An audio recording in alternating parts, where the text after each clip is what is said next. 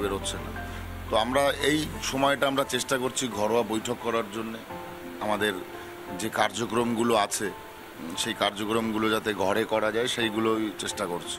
যেহেতু আপনার লোকসভা কেন্দ্রে ভোটটা হচ্ছে একটু পরের দিকে গিয়ে, ফলে আপনি প্রচারের জন্য অনেকটা সময় পাচ্ছেন, সেটা ঠিক, কিন্তু একই রকমভাবে অনেকটা বেশি দিন আপনার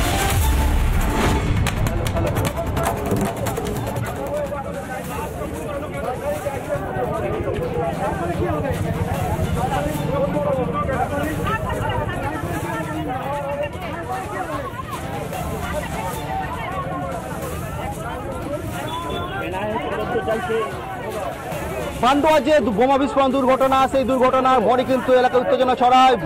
বিজেপির পক্ষ থেকে হচ্ছে হুগলির যিনি প্রার্থী লকেট চট্টোপাধ্যায় তিন্না যে মোড় সেই জিটি রোড অবরোধ করে। তো ওটা হিন দিয়ে রাখি, কিছুক্ষণের মধ্যে কিন্তু এই যে জায়গা সেখানে কিন্তু তৃণমূলের একটি সমাবেশ রয়েছে কিছুটা দূরেই, তার আগেই কিন্তু এই জিটি রোড অবরোধ।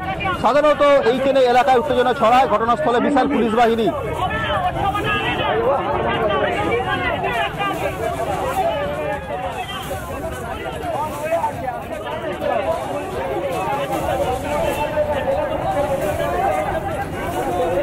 এই মুহূর্তে ঘটনাস্থলে বিজেপি প্রার্থী লকেট চ্যাটার্জি তিনি বসে পড়েছেন রাস্তায়। পান্ডুয়ায় বোমা বিস্ফোরণে ঘটনায় মৃত কিশোর, আহত 2। এই মুহূর্তে বিক্ষোভ দেখাচ্ছেন, রাস্তায় বসে বিক্ষোভ দেখাচ্ছেন লকেট চ্যাটার্জি, হুগলির বিজেপির প্রার্থী। এই মুহূর্তে পান্ডুয়ার ছবি দেখতে পাচ্ছেন রিপাবলিক বাংলায়।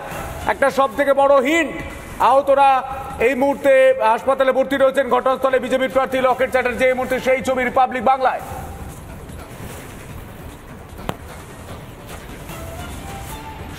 সুজিত, তুমি যেমনটা বলছিলে, সুজিত।